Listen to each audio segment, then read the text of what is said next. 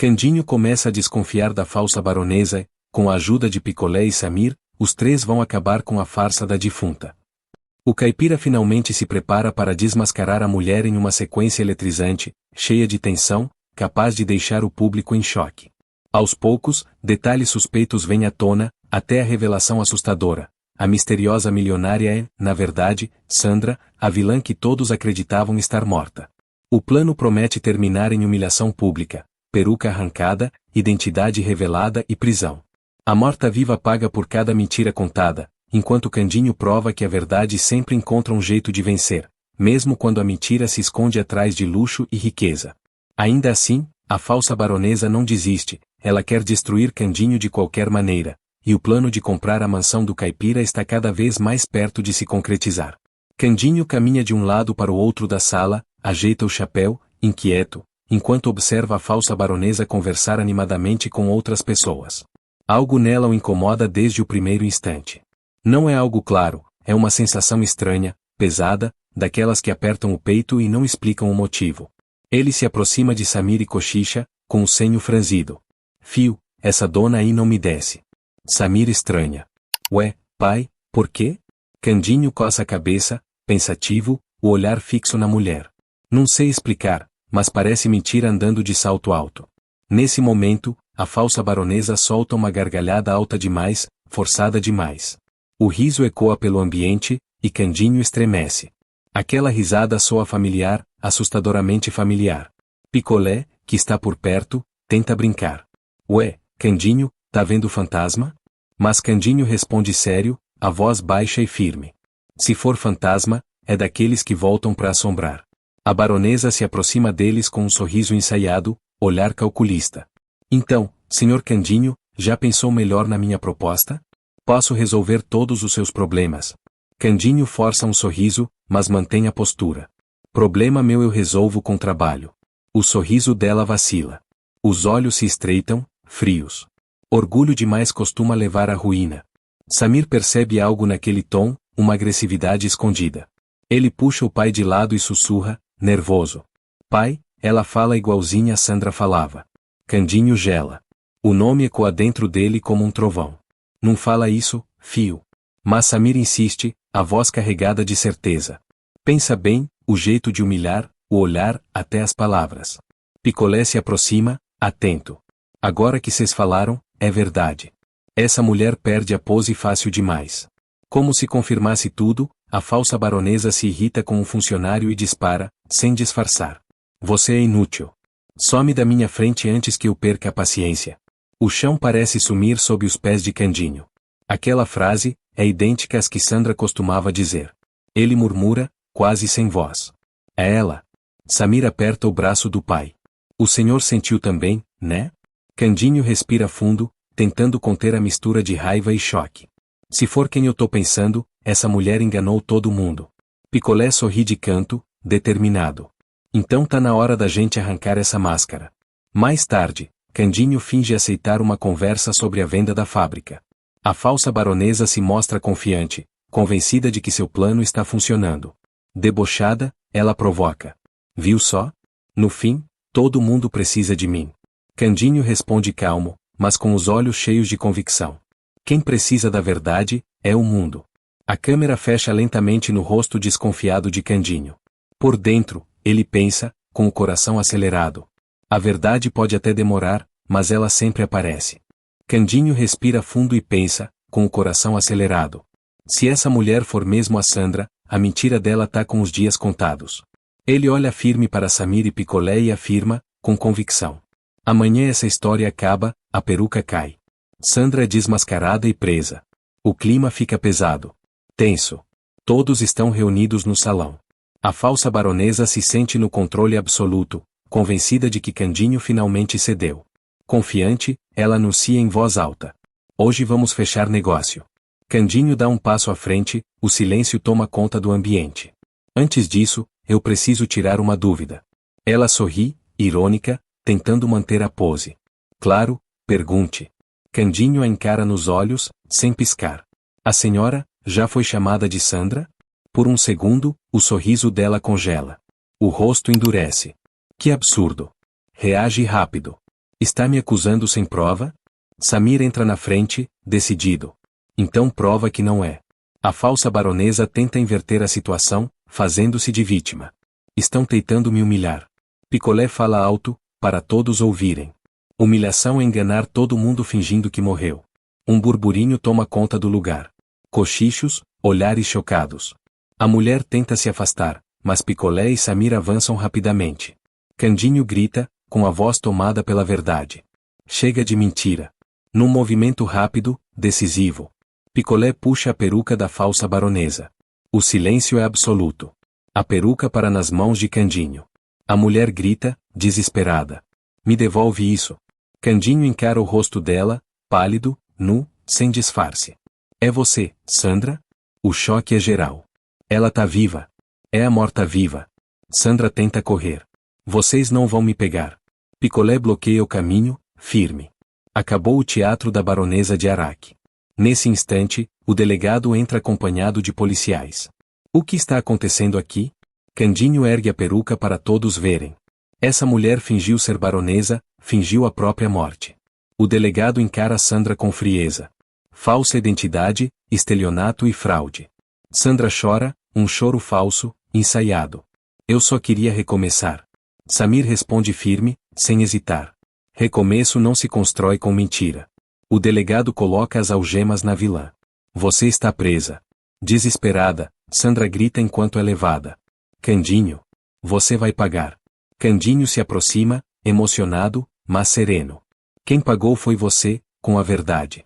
Enquanto Sandra é levada, humilhada, Candinho abraça Samir com força. Obrigado, fio. Picolé ri de leve, aliviado, e pensa que tudo caiu, por causa de uma peruca. Candinho olha para o céu e conclui, em silêncio. A mentira até se disfarça, mas a verdade sempre vence. Gostou dessa reviravolta? Qual castigo você acha que a Sandra merece, cadeia ou um caixão verdadeiro desta vez?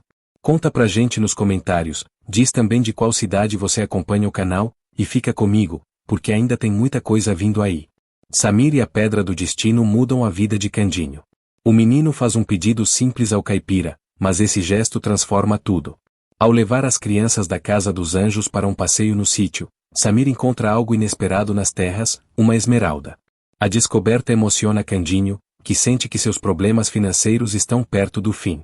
Com a ajuda do destino, o caipira decide reconstruir a fábrica de biscoitos, e acaba ficando ainda mais rico do que antes. Mas a alegria logo dará lugar ao suspense quando Candinho perceber que a misteriosa baronesa interessada em suas terras é, na verdade, Sandra disfarçada.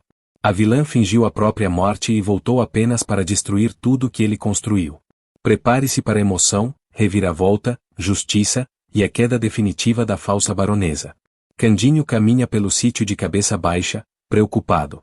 Faz contas que não fecham, suspira pesado, sentindo o peso das dificuldades. Ele para o lado de Policarpo e desabafa, com a voz cansada. Eita vida dura, Policarpo, a fábrica parada, o dinheiro curto, mas Deus não abandona, né? Nesse instante, o clima muda. Samir surge correndo, empolgado, acompanhado de algumas crianças da Casa dos Anjos. Os olhos do menino brilham quando ele faz um pedido especial. Candinho, o senhor deixa eu trazer as crianças para passar o dia aqui no sítio? Mesmo com o coração apertado, Candinho abre um sorriso largo. Mas é claro que deixo, fio, criança tem que correr, brincar, ser feliz. As crianças chegam encantadas com tudo. Risadas se espalham, passos apressados pelo terreiro, alegria simples e verdadeira. Candinho observa a cena com os olhos marejados e comenta, tocado. Olha isso, Policarpo, não tem riqueza maior que essa alegria. Durante o passeio pelas terras, Samir se afasta um pouco do grupo. De repente, chuta algo duro no chão e franze a testa. Uai, que pedra esquisita. Ele se abaixa, pega o objeto e percebe que não é uma pedra comum. A luz do sol reflete de um jeito diferente, estranho, bonito. Sem perder tempo, Samir corre até Candinho, ofegante. Candinho, olha isso aqui que eu achei. Candinho pega a pedra, observa com atenção, e arregala os olhos. O coração começa a bater mais forte. Mas isso parece coisa de valor, fio. Um especialista da região é chamado. O homem analisa a pedra com cuidado, em silêncio, aumentando ainda mais a tensão, até anunciar. Isso aqui é uma esmeralda, e das raras. Candinho fica paralisado. Os olhos se enchem de lágrimas. Uma esmeralda. O especialista completa, deixando todos em choque. E se tem uma, pode ter mais. Tomado pela emoção, Candinho se ajoelha na terra, aperta a pedra nas mãos e agradece, com a voz embargada. Obrigado, meu Deus, eu sabia que o Senhor não ia me abandonar. Samir sorri, orgulhoso. Eu falei que esse sítio era especial. Mas enquanto a esperança nasce ali, o perigo também se aproxima. Do outro lado da cidade, Sandra, ainda disfarçada de falsa baronesa, recebe uma informação de Ernesto. Encontraram algo nas terras do Candinho? Sandra aperta o copo com raiva, os olhos cheios de ódio. Não, isso não pode estar acontecendo. Ela rosna, furiosa. Esse caipira não pode vencer. Decidida, a falsa baronesa resolve agir antes que seja tarde demais. A descoberta da esmeralda começa a se espalhar. Candinho vê ali a chance real de reconstruir a fábrica, enquanto o cerco se fecha para Sandra, que caminha rapidamente para ser desmascarada como a mulher que fingiu a própria morte. A cena termina com Candinho reunindo Samir e as crianças, ainda sem acreditar no que o destino acabou de colocar em suas mãos. Candinho segura a pedra com cuidado, a voz sai embargada, carregada de emoção. Essa pedra não é só dinheiro, fio, é esperança. Com a confirmação oficial da existência de esmeraldas nas terras, investidores honestos começam a aparecer. A notícia se espalha rápido. Diante de todos, Candinho toma uma decisão histórica, firme, sem hesitar. Eu vou reconstruir a fábrica de biscoito, e dessa vez, maior do que antes. Samir bate palmas, empolgado, com um sorriso cheio de orgulho. Eu sabia. O sonho vai voltar. A fábrica começa a ser reconstruída. Funcionários antigos retornam, um a um. O galpão volta a ganhar vida, e o cheiro de biscoito quente toma o ar novamente. Ao entrar no local, Candinho fecha os olhos por um instante, emocionado. Esse cheiro, é cheiro de vitória. Mas Sandra não fica parada. Ainda disfarçada de baronesa, ela reaparece, tentando mais uma vez comprar as terras. Com a voz falsa e arrogante, dispara. Eu faço questão de comprar tudo isso. Candinho a observa em silêncio. Algo não bate. O jeito, o tom, o olhar. Ele franze a testa, desconfiado. Ai ai, eu conheço esse jeito de falar. Samir também a encara, arrepiado. Candinho, essa mulher me dá um arrepio. Durante a conversa tensa, a farsa começa a ruir. Sem perceber, a falsa baronesa deixa escapar um detalhe do passado, algo que só uma pessoa poderia saber. Candinho arregala os olhos. Você é a Sandra. O silêncio cai como uma bomba. Desesperada, ela tenta negar. Isso é um absurdo. Mas Samir grita, firme, sem medo. Ela fingiu que morreu. Ela queria acabar com tudo. A verdade vem à tona diante de todos. A falsa baronesa é desmascarada. Sem raiva, mas com firmeza e decepção, Candinho declara. Você tentou destruir meus sonhos, mas cavou a própria cova. Sandra é retirada humilhada, sem disfarce, sem poder, sem nada. Agora mais rico do que antes, Candinho reúne as crianças da Casa dos Anjos na inauguração da nova fábrica. Com os olhos marejados, ele fala emocionado. Essa vitória não é só minha, é de todo mundo que acreditou. Samir sorri, orgulhoso, e responde baixinho. Eu tenho orgulho de você. A notícia se encerra com Candinho olhando para o céu, agradecido. Quando a gente é honesto, até a terra ajuda. Candinho ressurge, fica mais rico e derrota o mal. Quando tudo parece finalmente em paz, ele é pego de surpresa por uma revelação que muda sua vida para sempre. Dita se aproxima, emocionada, respirando fundo, as mãos trêmulas. Candinho, eu preciso lhe contar uma coisa que muda tudo. Ele franze a testa, preocupado. Cê tá me assustando, Dita, fala, minha filha. Com os olhos marejados, ela segura a mão dele. Eu tô grávida. Candinho fica em silêncio por alguns segundos, completamente sem reação. Então a voz sai embargada, tomada pela emoção. Grávida, do nosso fio? Dita confirma, chorando e sorrindo ao mesmo tempo. É um pedacinho da gente. Candinho sorri e chora ao mesmo tempo. Aperta Dita nos braços e sussurra, emocionado. Meu Deus, agora sim eu fiquei rico de verdade. Gostou dessa notícia? Qual nota você dá pro Candinho? E qual é o seu personagem favorito dessa história? Conta pra gente nos comentários, diz também de qual cidade você acompanha o nosso canal, e fica comigo, porque tem mais notícia vindo aí. Dita chega a tempo na rádio, e cala os vilões. A mocinha está prestes a viver o dia mais importante da sua vida, e também o mais perigoso. Enquanto isso, Sandra está sentada numa cafeteria elegante, óculos escuros, sorriso venenoso no rosto, e um plano cruel nas mãos. À sua frente, Zuma ouve tudo com atenção, tentando esconder a ansiedade.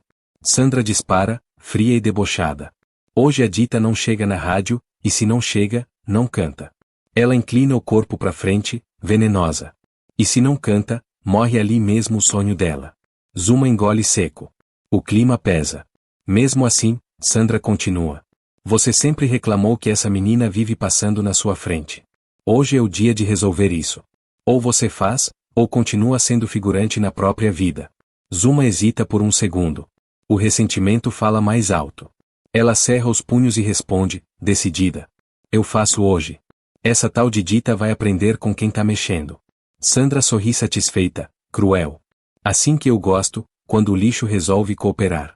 Em outro ponto da cidade, Dita se arruma com o coração acelerado. O vestido é simples, mas cheio de significado. Diante do espelho, ela respira fundo, emocionada, e fala consigo mesma. É hoje eu canto por mim, e por tudo que tentaram tirar de mim. Ela pega a bolsa e sai apressada, sem imaginar que está entrando numa armadilha. No caminho, Zuma coloca o plano em prática. Sabota o transporte, espalha mentiras, cria confusão. O trânsito trava. O tempo vira inimigo. Dita olha para o relógio, desesperada. Meu Deus, eu vou me atrasar. Isso não pode estar acontecendo. Do outro lado, Zuma liga para Sandra com a voz triunfante. Deu certo. Ela tá presa. Não chega a tempo nem sonhando. Sandra gargalha, satisfeita. Maravilha, já posso sentir o gosto da derrota dela.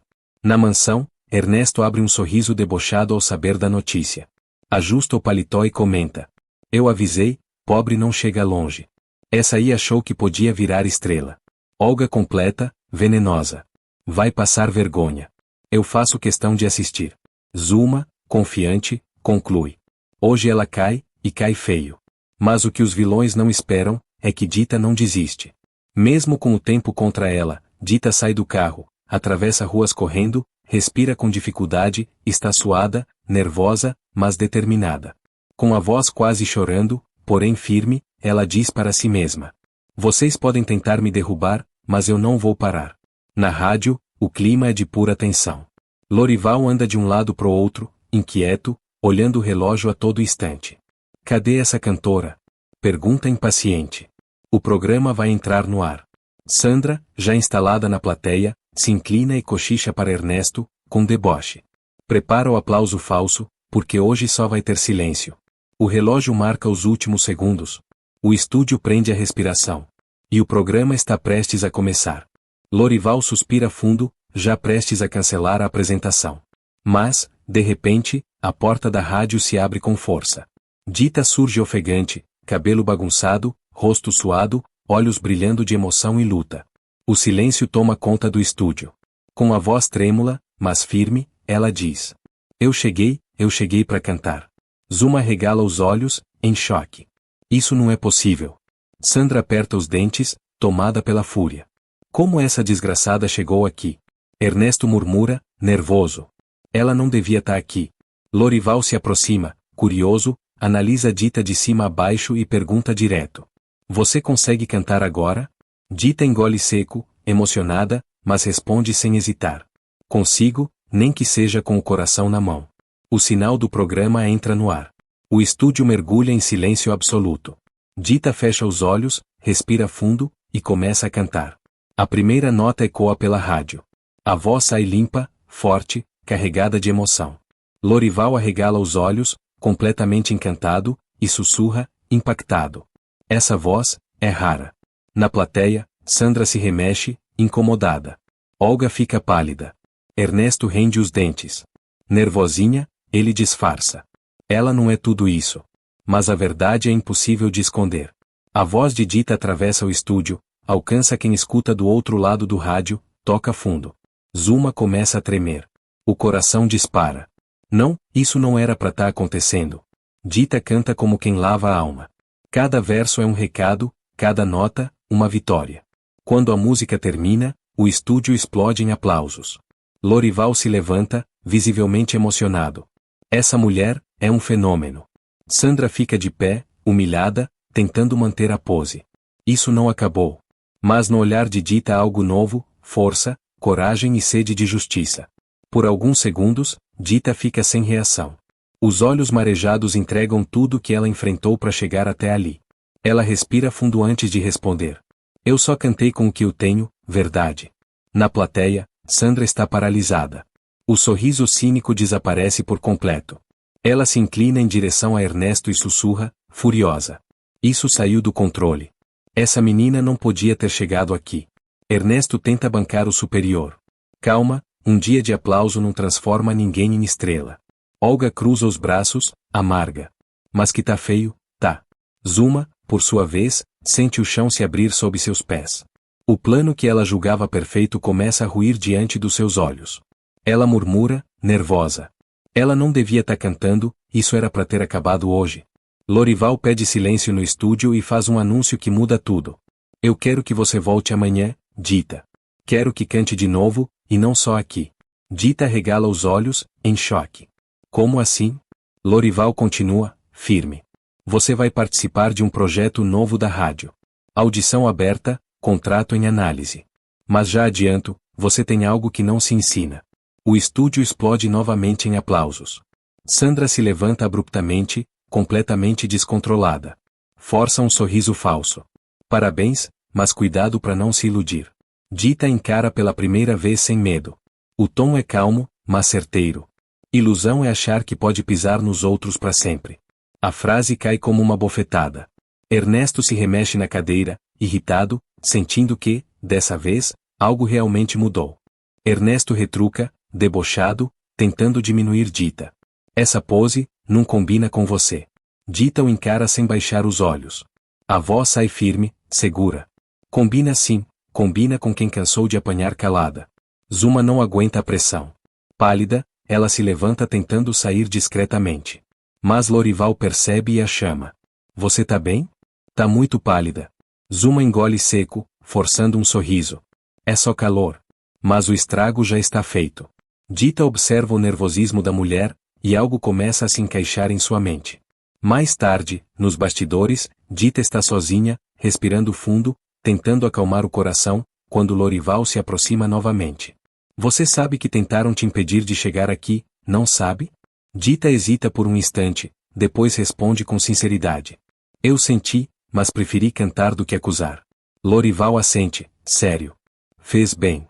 Mas a verdade, ela sempre aparece. Enquanto isso, em um canto afastado, Sandra reúne Ernesto, Olga e Zuma. O clima é de guerra. Sandra explode, fora de si. Vocês tinham uma missão, uma. Zuma começa a chorar, desesperada. Eu fiz tudo o que você mandou. Sandra rebate, cruel, sem piedade. E mesmo assim, falhou. Ernesto perde a paciência. Chega. Essa menina não passa nem da porta da rádio de novo. Sandra o encara com um brilho perigoso nos olhos. Vai passar, para cair mais alto. No dia seguinte, a rádio está lotada. Dita chega mais confiante, mas ainda humilde. Pessoas simples se aproximam dela, emocionadas. Você cantou pela gente, parecia que falava da nossa vida. Dita agradece com os olhos marejados. Eu canto para quem nunca teve voz. De longe, Sandra observa tudo, consumida pelo ódio. Ela se aproxima de Lorival e tenta desmerecer Dita. Talento bruto demais, falta lapidação. Lorival responde seco, sem hesitar. O que falta em alguns é caráter. Voz, ela tem de sobra. A humilhação é pública. Olga puxa Sandra pelo braço, constrangida. Vamos embora daqui. Mas o momento decisivo ainda está por vir. Durante a transmissão ao vivo, Dita toma uma decisão. O coração bate forte, mas ela não recua. Diante do microfone, diz com clareza. Antes de cantar, eu preciso dizer uma coisa. Tentaram me impedir de estar aqui. Tentaram me sabotar. O estúdio cai em silêncio absoluto. Dita continua, firme. Mas eu aprendi que quando a gente insiste no que é verdadeiro, o mal tropeça sozinho. Os olhares se voltam imediatamente para Zuma. Ela começa a tremer. Lorival pergunta, sério. Você quer dizer algo com isso? Zuma não aguenta a pressão. Ela explode em lágrimas. Eu fiz, eu sabotei, porque mandaram. Sandra se levanta num pulo. Cala a boca. Mas já é tarde. Zuma aponta, chorando, desesperada. Foi ela, a Sandra. Ela planejou tudo. O estúdio entra em alvoroço. Ernesto tenta se levantar às pressas, mas tropeça, arrancando risos nervosos. Isso é um absurdo. Ele grita. Dita respira fundo e conclui, com dignidade. Eu só queria cantar, quem tentou destruir, se revelou sozinho. Lorival encerra a transmissão com autoridade. A rádio não compactua com sabotagem. Pessoas assim não entram mais aqui. Sandra fica lívida, derrotada diante de todos. Isso não vai ficar assim, Sandra rosna, tomada pelo ódio. Dita se aproxima devagar, olha nos olhos da vilã, sem medo, e responde com firmeza. Vai sim, porque hoje vocês perderam. O público se levanta num aplauso de pé. O estúdio vibra. Ernesto sai cabisbaixo, humilhado. Olga puxa Sandra pelo braço e a arrasta para fora, derrotada. Zuma cai em prantos, percebendo tarde demais que perdeu tudo. A notícia se encerra com Dita no centro do estúdio, segurando o microfone com as mãos trêmulas de emoção, enquanto Lorival anuncia, solene. Nasce hoje uma nova voz, e ninguém vai calá-la. Enquanto isso, longe dali, o segredo da baronesa começa a vir à tona. Túlio percebe um detalhe que ninguém mais viu, e isso pode acabar não só com a farsa, mas também com o casamento de Celso.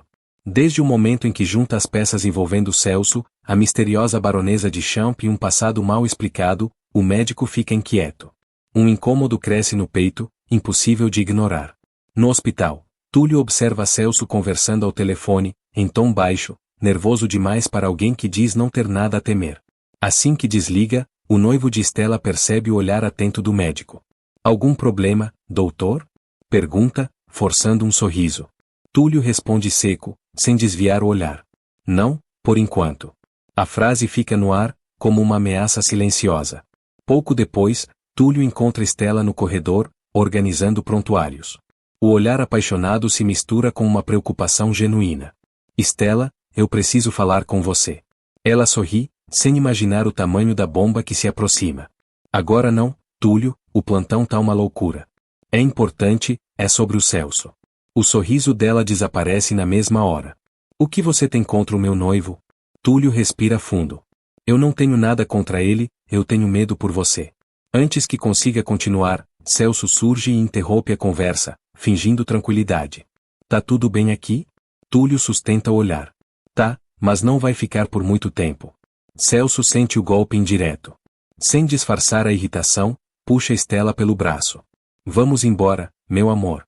Não vale a pena ouvir gente ressentida. Estela hesita, lança um último olhar confuso para Túlio, e sai. Horas depois, sozinho em seu consultório, Túlio finalmente abre um envelope antigo, conseguido graças a um contato inesperado. Dentro, documentos, nomes, datas, e uma assinatura que faz seu sangue gelar.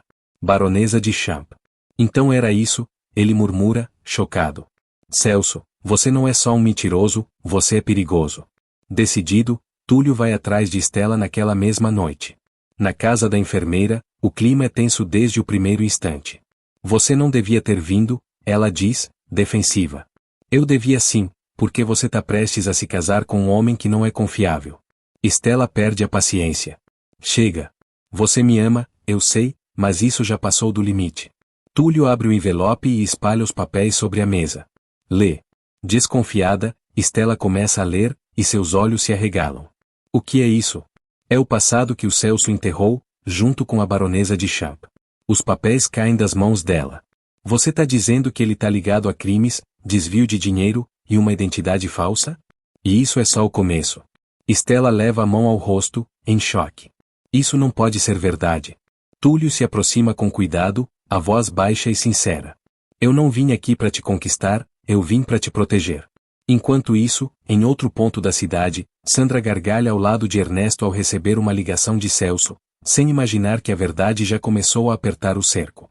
Está tudo sob controle, mas o Túlio tá começando a desconfiar, diz Celso, tenso. Sandra sorri com deboche, cruzando os braços. Ah, Celso, médico apaixonado é igual mosquito. Incomoda, mas a gente mata com uma palmada. Ernesto completa, rindo. Ou deixa ele bater até cansar. Celso engole seco. O sorriso não vem. Não subestimem esse homem. Ele não vai desistir. Sandra se levanta, venenosa, com um brilho perigoso no olhar. Então é melhor a gente agir, antes que esse doutorzinho vire herói. De volta à casa de Stella, o silêncio pesa. Ela chora baixo, como se o choro pudesse quebrá-la de vez. Se isso for verdade, minha vida inteira foi uma mentira. Túlio segura as mãos dela com cuidado, sentindo o tremor.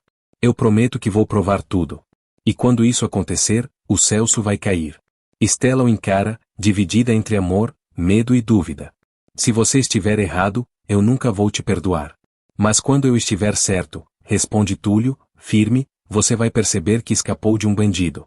O rosto de Stella fica imóvel, completamente abalada, enquanto a tensão cresce. Longe dali, Celso observa a cidade pela janela, murmurando para si mesmo. Ele mexeu com quem não devia. O noivo perfeito começa a virar suspeito, e o casamento, uma armadilha. O dia seguinte amanhece pesado, como se a cidade inteira pressentisse que algo prestes a explodir vai mudar destinos. Stella quase não dormiu. As folhas com o nome Baronesa de Chan queimam em sua mente como ferro em brasa. No hospital, ela tenta fingir normalidade. Mas o rosto está pálido, e as mãos tremem ao segurar um prontuário. Não é cansaço.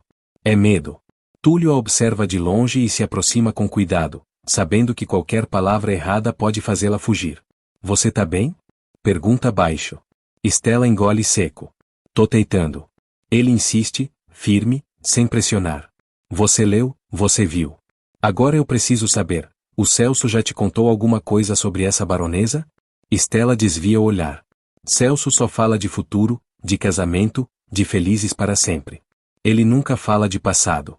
Túlio solta um riso sem humor. Porque o passado dele é o único lugar onde ele não consegue fingir. Antes que Stella responda, Celso surge no corredor, sorridente demais, como sempre. Mas agora o sorriso parece plástico, falso. Meu amor, diz, abraçando Stella pela cintura, trouxe café do jeito que você gosta. Ela aceita o copo com uma mão e segura o próprio estômago com a outra. O cheiro do café não conforta, dá enjoo. Túlio cruza os braços, encarando Celso. Bonito, café e mentira combinam.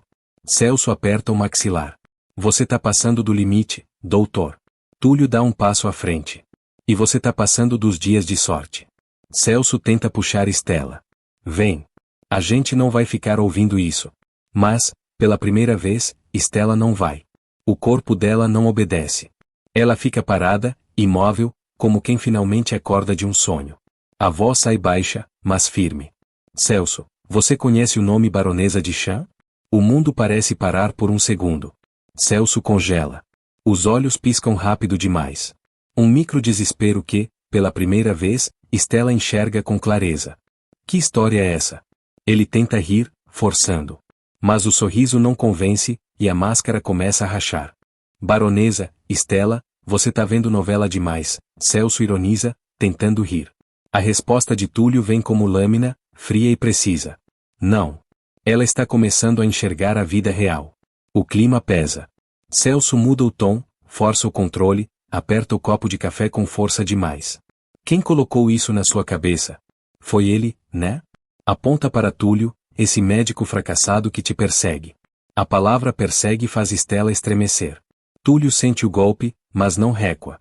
Eu não persigo, diz, firme, contido. Eu aviso. Stella respira fundo. Algo nela muda.